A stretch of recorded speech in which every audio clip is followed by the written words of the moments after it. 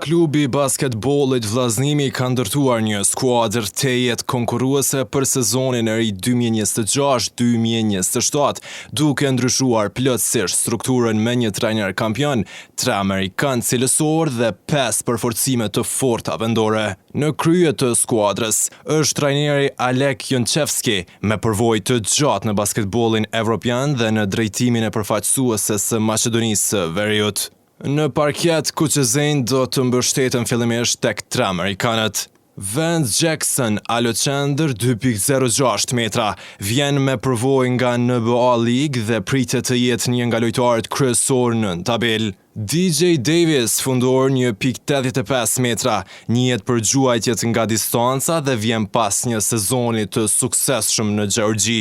Kentrell Pullian, organizator 1.83 metra, e njihet tashmë basketbollin kosovar pasi sezonin e kaluar luajti me Rahovecin. Nga lojtarët vendor, Arbin Rushiti rikthehet tek Vllaznimi pas një sezoni në Maqedoninë e Veriut.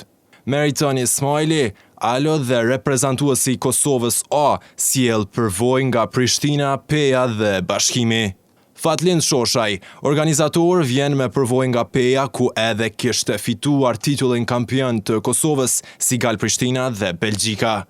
Adriani Bishi, qendër 2.04 metra dhe reprezentuesi i Kosovës U20, do të jetë një tjetër opsion në tabel.